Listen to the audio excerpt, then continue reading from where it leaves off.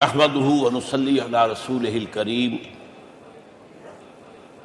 اما بعد فقد قال اللہ تبارک وتعالی کما ورد فی سورۃ الاعراف اعوذ باللہ من الشیطان الرجیم بسم اللہ الرحمن الرحیم فالذین آمنوا بہ وعزروہ ونصروہ واتبعوا النور الذی انزل معہ اولئک هم المفلحون صدق اللہ العظیم رب اشرح لی صدری ویسر لی امری واحلل عقدۃ من لسانی یفقہوا قولی اللہم ربنا الہمنا رشدنا واعذنا من شرور انفسنا اللہم صل علی عبدک ونبیک ورسولک وحبیبک وخلیلک محمد وبارک وسلم وصلی وسلم وبارک علی جمیع الانبیاء والمرسلین وعلی ملائکتک المقربین وعلی عبادک الصالحین وعلینا معہم یا ارحم الراحمین آمین یا رب العالمین۔ محترم وائس چانسلر صاحب، اساتذہ کرام، عزیز طلباء اور طالبات، السلام علیکم ورحمۃ اللہ وبرکاتہ۔ آج جو مجھے موضوع دیا گیا ہے اس کے لیے میں نے سورہ اعراف کی آیت نمبر 157 کا آخری ٹکڑا جو ہے وہ آپ کو سنایا ہے۔ اس کا ایک پس منظر ہے وہ جان لیجیے۔ آپ کو معلوم ہے کہ جب حضرت موسیٰ بنی اسرائیل کو لے کر مصر سے نکلے ہیں، اس کے بعد مرحلہ آیا کہ اللہ تعالیٰ نے حضرت موسیٰ کو کوہ طور پر طلب فرمایا تورات عطا کرنے کے لیے۔ ان کی غیر حاضری میں ایک فتنہ کھڑا ہوا اور کچھ لوگوں نے ایک بچڑا بنا کر اس کی پرستش شروع کر دی بنی اسرائیل میں سے، سامری کا بنایا ہوا بچڑا۔ جب حضرت موسیٰ واپس آئے انہوں نے یہ دیکھا تو بہت غضبناک ہوئے، اور پھر اللہ تعالیٰ کے حکم سے فیصلہ ہوا کہ 12 قبیلوں میں سے جن لوگوں نے بھی یہ شرک کیا ہے ان کو انہی قبیلوں کے لوگ خود قتل کریں۔ کئی ہزار اسرائیلی قتل ہوئے۔ یہ بہت بڑا یوں سمجھیے کہ پرج ہوا ہے اس قوم کے اندر۔ اس کے بعد پھر مزید اللہ تعالیٰ کی خدمت میں استغفار کے لیے حضرت موسیٰ علیہ السلام اپنے 70 بڑے بڑے سردار جو تھے 12 قبیلوں کے، ان کو لے کر حاضر ہوئے۔ وہاں انہوں نے استغفار کیا اور ایک دعا کی، پروردگار وَاكْتُبْ لَنَا حَسَنَةً فِي الدُّنْيَا وَالْآخِرَةِ، ہمارے لیے نیکی کا اندراج کر دے، دنیا میں بھی آخرت میں بھی۔ جواب ملا اللہ تعالیٰ کی طرف سے، دیکھو عذاب تو میں جس کو چاہوں گا دوں گا، اور ویسے میری رحمت ہر شے کے ساتھ موجود ہے، ہر شے کا وجود میری رحمت سے ہے، لیکن ایک میری خاص رحمت ہے جو میں لکھ رکھوں گا ان لوگوں کے لیے جو میرے نبی امی آخری رسول ان پر ایمان لائیں گے صلی اللہ علیہ وسلم۔ وہ جب آئیں گے اور وہ نیکی کا حکم دیں گے، بدی سے روکیں گے، پاکیزہ چیزوں کو حلال قرار دیں گے، ناپاک چیزوں کو حرام قرار دیں گے، نوع انسانی کے اوپر جو بوجھ تھے جو اس وقت ہوں گے ان کو اتاریں گے۔ وہ جب آئیں گے تو جو لوگ فالذین آمنوا بہ نمبر 1، وعزروہ نمبر 2، ونصروہ نمبر 3، واتبعوا النور الذی انزل معہ اولئک هم المفلحون، جو لوگ ان پر ایمان لائیں گے، ان کی تعظیم اور توقیر کریں گے، ان کی مدد کریں گے، اور جو نور ان کے ساتھ نازل کیا جائے گا یعنی قرآن، اس کی پیروی کریں گے، وہ ہوں گے جو فلاح پانے والے ہوں گے، میری خصوصی رحمت سے حصہ ان کو ملے گا۔ اب یہاں پہلے تو دعا کر لیجیے، اللہم ربنا اجعلنا منہم، اے اللہ ہم سب کو ان میں شامل فرما دے جو تیرے نبی کے ساتھ تعلق کی ان 4 بنیادوں کی شرائط کو پورا کر سکے، تقاضوں کو پورا کر سکے۔ اب ذرا ان میں سے ایک ایک کو لیجیے۔ ایمان جانی پہچانی چیز ہے، ایمان جسے کہتے ہیں، اس کی تشریح میں جانے کی ضرورت نہیں، وقت بھی محدود ہے، لیکن ایک بات سمجھنے کی ہے بہت ضروری۔ ایمان کے 2 لیول ہیں۔ ایک قانونی ایمان ہے جس کی بنا پر ہم ایک دوسرے کو مسلمان سمجھتے ہیں. اس کا تعلق اقرار باللسان کے ساتھ ہے، زبان سے کہنا اشہد ان لا الہ الا اللہ وحدہ لا شریک لہ واشہد ان سیدنا و مولانا محمد عبدہ ورسولہ. کوئی ہندو تھا، سکھ تھا، پارسی تھا، عیسائی تھا، یہ کلمہ کہے اور اسلام میں آ گیا. لیکن یہ زبانی کلامی ایمان جو ہے یہ انسان کی سیرت و کردار پر اثر انداز نہیں ہو سکتا. یہی وجہ ہے آج ہم دیکھ رہے ہیں مسلمان ہی جھوٹ بھی بول رہا ہے، مسلمان ہی بے ایمانی بھی کر رہا ہے، مسلمان ہی خیانت بھی کر رہا ہے، مسلمانوں کے لیڈر بلینز کی خیانت کر رہے ہیں. یہ کون ہے؟ سب مسلمان ہیں. وہ اس کی وجہ کیا ہے کہ ہم صرف قانونی مسلمان ہیں اور ہمارا ایمان قانونی ایمان ہے. اس کے لیے اسلام کا لفظ قرآن میں آیا ہے سورہ حجرات میں، قالت الاعراب آمنا قل لم تؤمنوا ولکن قولوا اسلمنا. اے نبی یہ بدو کہہ رہے ہیں ہم ایمان لے آئے، ان سے فرما دیجئے تم ہرگز ایمان نہیں لائے ہو، یوں کہو کہ ہم مسلمان ہو گئے ہیں. ولما يدخل الايمان في قلوبكم، ابھی تک ایمان تمہارے دلوں میں داخل نہیں ہوا. بہرحال اللہ کا شکر ہے اس نے ہمیں مسلمانوں میں پیدا کر دیا، ورنہ ہم میں سے کتنے ہوتے اگر کہیں اور پیدا ہو گئے ہوتے تو نعمت اسلام سے بھی ہم بہرہور ہو سکتے. کیا کہہ سکتے؟ اصل ایمان ہے جب وہ دل میں داخل ہو جائے، یقین بن جائے. اسی لیے بچپن میں یاد کیا ہوگا ایمان مجمل، آمنت باللہ کما ہوا باسمائہ وصفاتہ وقبلت جمیع احکامہ اقرار باللسان وتصدیق بالقلب. جب تصدیق بالقلب ہوگی تو اب اس کے تقاضے جو ہیں عملی پیدا ہوں گے. ان تقاضوں میں سے ایک میں 2 حدیثوں کے حوالے سے آپ کے سامنے رکھ رہا ہوں. پہلی حدیث حضرت عبداللہ بن عمرو بن العاص رضی اللہ تعالی عنہما سے مروی ہے، لا یؤمن احدکم حتی یکون ہواہ طبعا لما جئت بہ. دیکھو تم میں سے کوئی شخص مومن نہیں ہو سکتا جب تک کہ اس کی خواہش نفس تابع نہ ہو جائے اس شریعت کے، اس قانون کے، اس ہدایت کے جو میں لے کر آیا ہوں. اگر عملاً تابع نہیں ہوئے تو حقیقتاً مومن نہیں ہو. دل میں جھانکو، Do I really believe that Muhammad is the Prophet of Allah? Do I really believe that Quran is the word of God? کبھی جھانکیے گا اندر، جواب ملے گا صحیح آپ کو. کیا کنوکشن ہے؟ کنوکشن ہو اور پھر حضور کی پیروی نہ ہو، حضور کے احکام کی پابندی نہ ہو، اللہ کے قوانین کی پابندی نہ ہو، کیسے ممکن ہے؟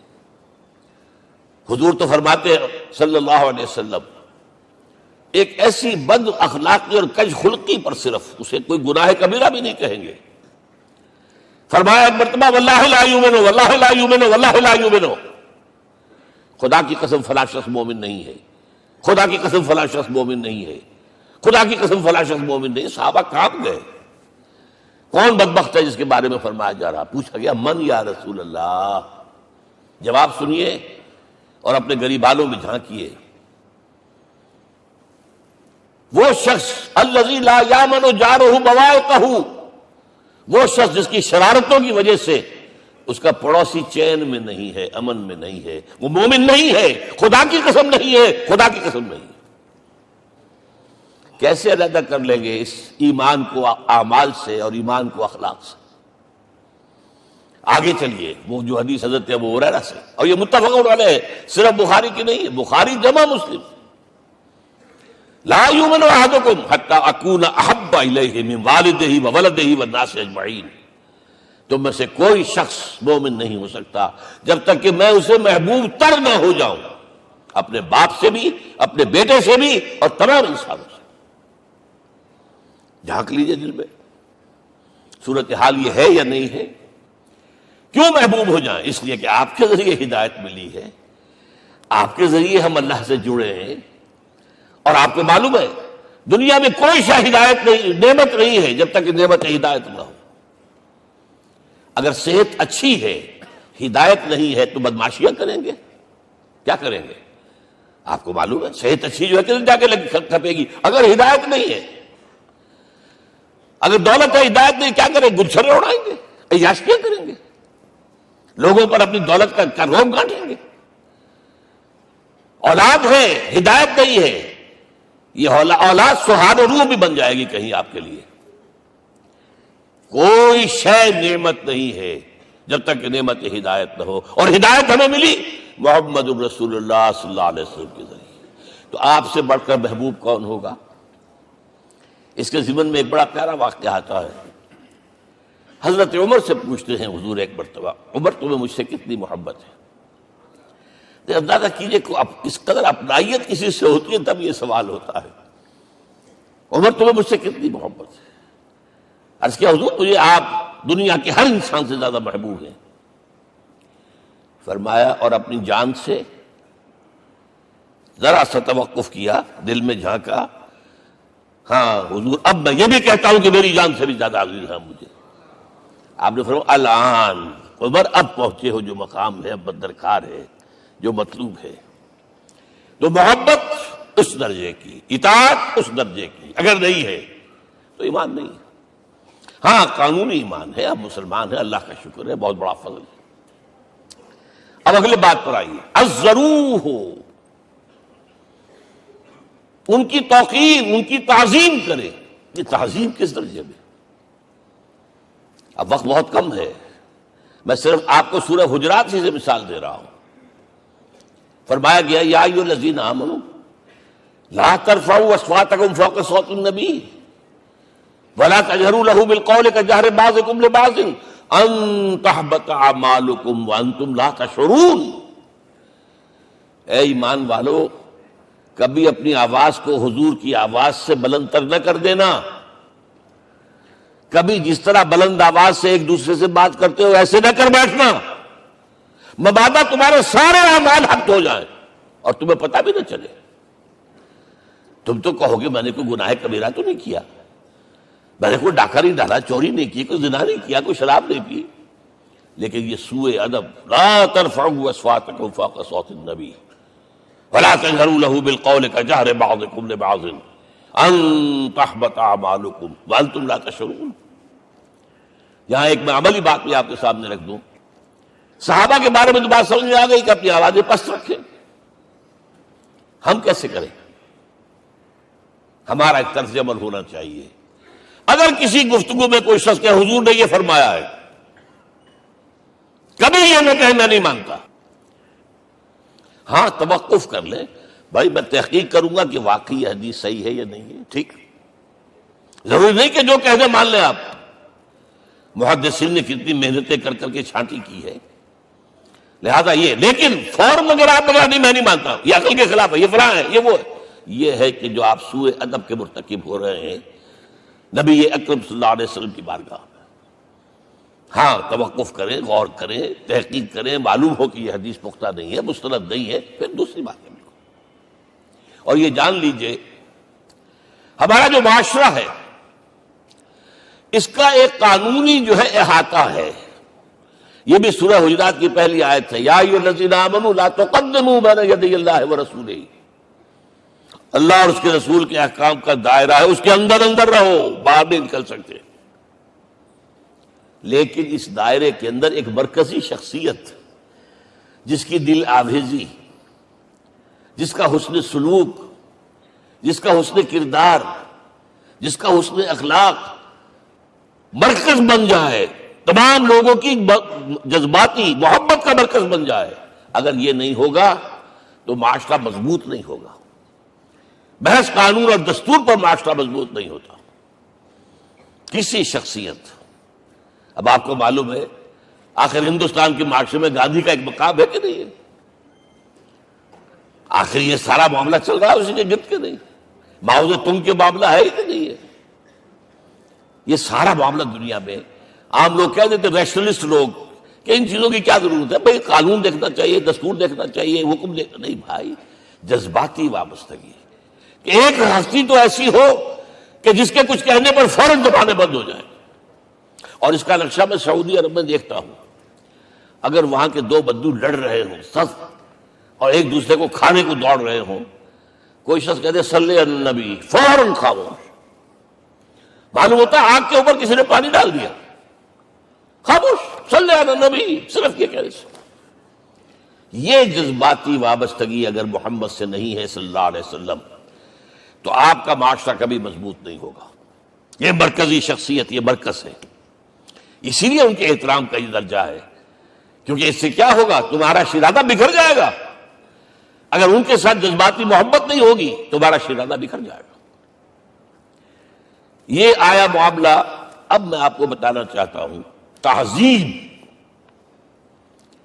ہمارے ہاں اصل میں بدقسمتی سے ہم سیرت کی تقریریں کرتے ہیں، حضور کی عظمت بیان کرنے کی کوشش کرتے ہیں.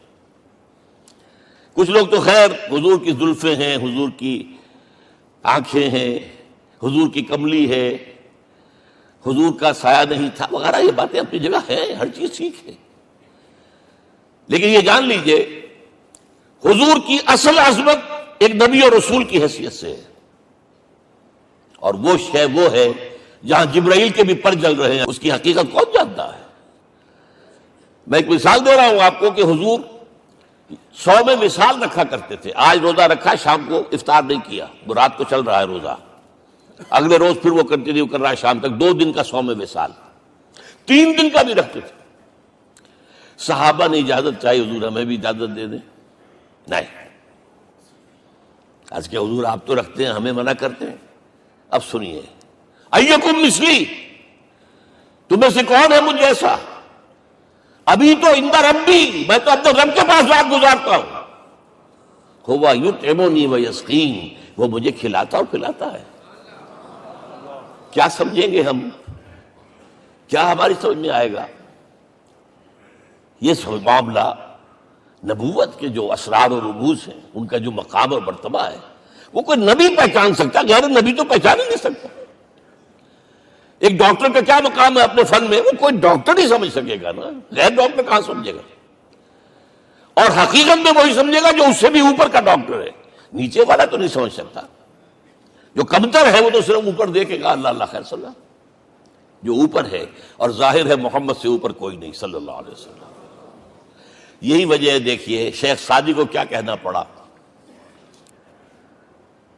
یا صاحب الجمال و یا سید البشر من وجهك المرير لقد نور القمر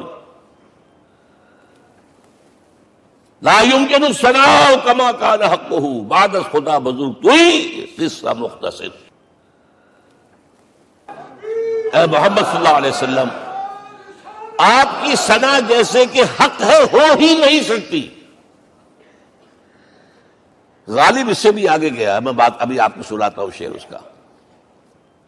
آپ کی ثنا کا حق ادا ہو ہی نہیں سکتا. بس ہم یہ جانتے ہیں اللہ کے بعد آپ کا مقام.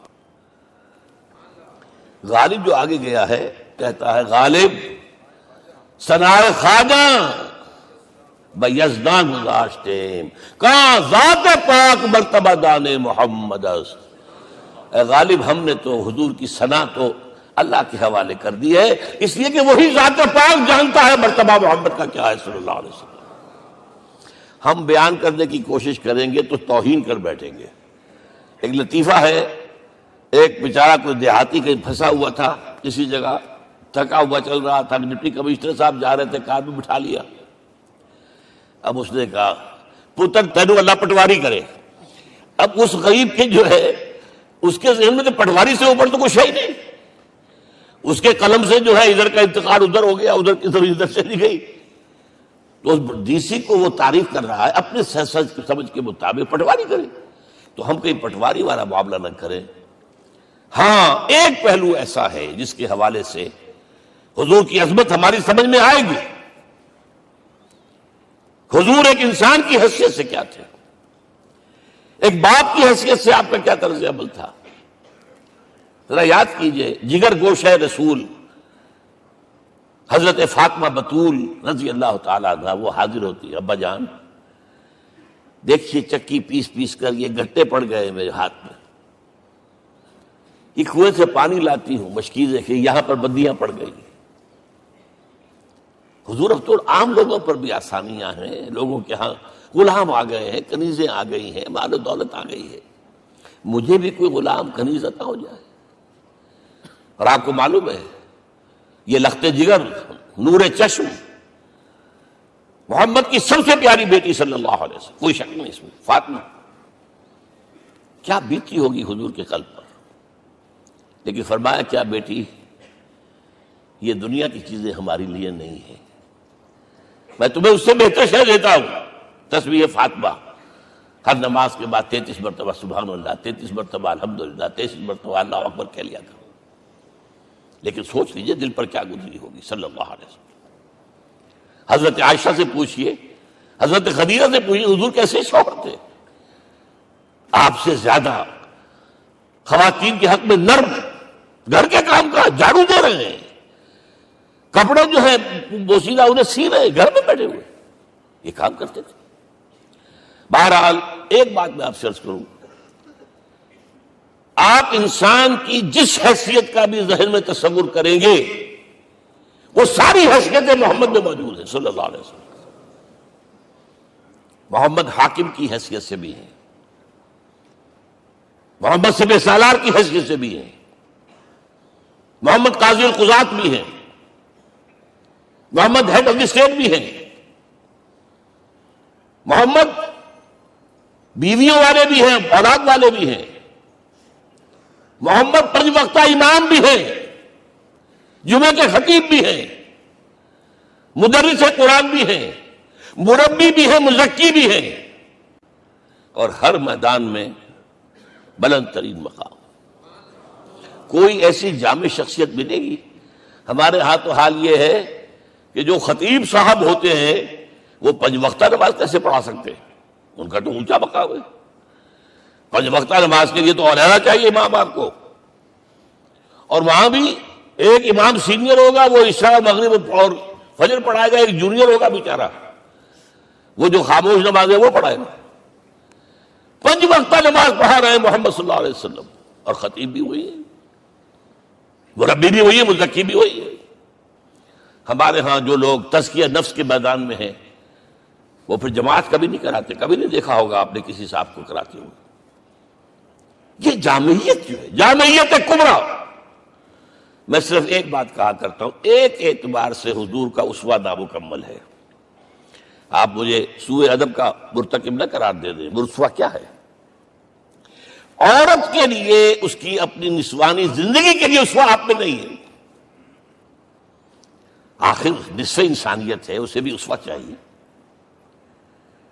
یہ ہے جس کی وجہ سے حضور نے شادیاں کی ہیں زیادہ. خواتین کے لیے اسوہ حضور کے ازواج مطہرات ہیں، اور ان میں سب سے بڑھ کر جو بالکل یوں سمجھیے کہ آغاز کے اندر نوجوانی میں آ گئی ہیں حضور کی خدمت میں، نہایت ذہین و فطین. انہوں نے پھر عورت کی زندگی کے لیے حضور کا جو طرز عمل تھا وہ انہوں نے بیان کیا نا. اس لیے سورہ احزاب کے اندر اس کا تذکرہ ہے، جہاں یہ آتا ہے لقد کان لکم فی رسول اللہ اسوۃ حسنہ، وہیں پر یا نساء النبی لستن کاحد من النساء، اے نبی کی بیویوں تم عام عورتوں کے مانند نہیں ہو، تمہیں تو اسوہ بننا ہے امت کے لیے. اب اس سے اگلا قدم میں بڑھا رہا ہوں آگے، اور اس کے ساتھ جڑ جائے گی تیسری بات. تیسری بات کیا ہے؟ وَنَصَرُوهُ، اس کی مدد کریں صلی اللہ علیہ وسلم. پہلی بات تو یہ نوٹ کیجئے، حضور انتہائی غیور انسان تھے، انتہائی غیور. یہ کہا جاتا ہے کہ اگر حضور گھوڑے اس پر سوار ہوتے تھے اونٹ پر اور آپ کا کوڑا نیچے گر گیا تو آپ یہ کسی سے نہیں کہتے تھے کہ ذرا یہ میرا کوڑا مجھے پکڑا دینا، یہ بھی گوارا نہیں تھا. آپ اونٹ بٹھا کر نیچے اتر کر اپنا کوڑا خود اٹھاتے تھے. کسی سے اپنے ذاتی کام کے لیے کوئی مدد مانگنا امکان ہی نہیں. بلکہ ایک واقعہ تو وہ ہے جب بھی میں تذکرہ کرتا ہوں میری آنکھوں میں آنسو آ جاتے ہیں. یہ ہجرت کے وقت کا واقعہ ہے. آپ کو معلوم ہے حضور نے تمام مسلمانوں کو مکے سے جانے کی اجازت دی، چلے جاؤ مدینے، چلے جاؤ مدینے. آپ خود تھے موجود، اس لیے کہ رسول اپنے مقام کو نہیں چھوڑ سکتا وداؤٹ ایکسپریس پرمیشن فرام اللہ سبحانہ و تعالی. اب حضرت ابوبکر پوچھ رہے ہیں حضور اجازت آ گئی؟ نہیں آئی.